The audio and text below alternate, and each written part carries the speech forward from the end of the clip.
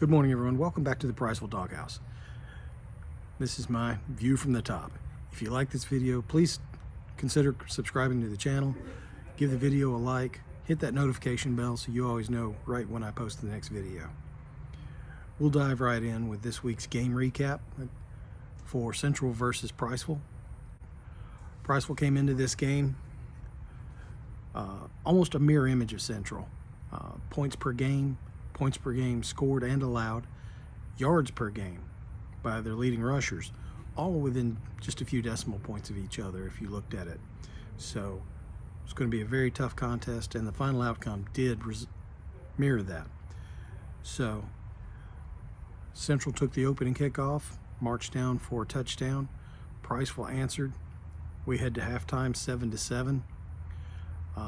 Come out of halftime, Priceville takes the opening kickoff, goes down for a score, takes the lead 14-7.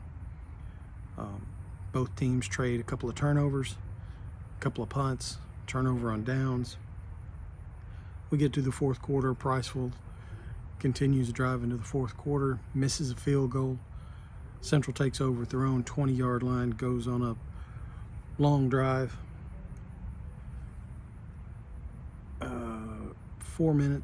9 minutes and 34 seconds left when they took over. They marched down for a touchdown. Priceville takes over at their own 14 after the score. Had 1 minute and 37 seconds later, Priceville has to punt the ball back to them. Central takes over at their own 21, goes on a 16-play, 4 minute, 21-second drive to take the lead, 20-14, leaving Priceville only 29 seconds left on the clock, and it just wasn't enough time. Final score, 20-14, Central wins. Central rushed for 247 yards, Priceville rushed for 249 yards. So you see mirror images of each other. Priceville was led by Jerry Burton, 18 rushes for 103 yards. Wyatt Hurt was the second leading rusher, 9 rushes for 77 yards. I don't have defensive stats on me right now, but Jake Langlow has had an outstanding game offensively and defensively, and John Looney was everywhere, all over the field. Wyatt Hurt also with an interception in the game. So outstanding games by all of them. I know that Mason Carty got rocked pretty hard on the opening kick, on our opening kickoff return, and he stayed in the game, fought through that. Wasn't as effective as he has been in previous games. He only ran for 25 yards in the game, but showed some real toughness being out there like that. With Priceville's loss, playoff picture looks like this. West Limestone comes out of the weekend 5-0 in area play. They have games left against Rogers and Priceville. Central 4-1 with games against Brooks and Deshler left. Deshler 4-1 with games against Priceville and Central. And Priceville at 3-2 in their area play with games against Deshler and West Limestone. Deshler and Priceville both have the roughest 2 games left, both facing teams with winning records in the area. Priceville must win a game to clinch a playoff berth. If we go winless in area play, Brooks can overtake us. It's not likely, but it is very possible. With a game against Central left, Brooks, I don't see them beating Central, but we don't play games on paper, so anything can happen.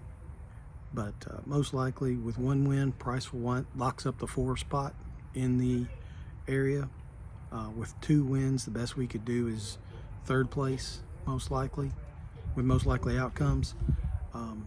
That Deshler Central game will determine a lot. If Central loses both of their next 2 games, Priceville can overtake the number 2 spot. But with Brooks being one of those 2 games again for Central, I don't see Brooks beating Central. Central's a much better team, so most likely we're looking at the number 3 spot at best, which is going to put us on the road to either face Northside or Gordo, both of whom are very good teams. They're both, one's 5-0 in area play, the other one's 5-1 in area play. So tough road game for the opening round of the playoffs, but we're a tough team, so we're capable.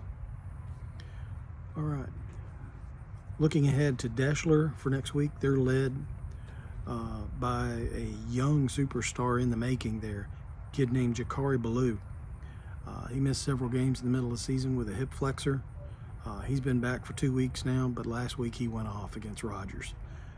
Had touchdown runs of 75, 84, and 55, all in the first half. Deshler lost early in the season to West Limestone, 33-14. Since then, in area play, they have scored 128 points and given up 14, with shutouts against West Morgan and Wilson. Both Brooks and Rogers were only able to score 7 against them, so they are an outstanding defense.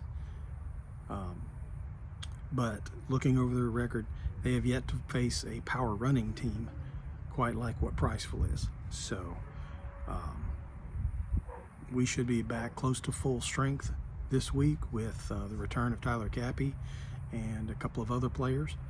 So I look forward to the challenge, and I know the players do as well.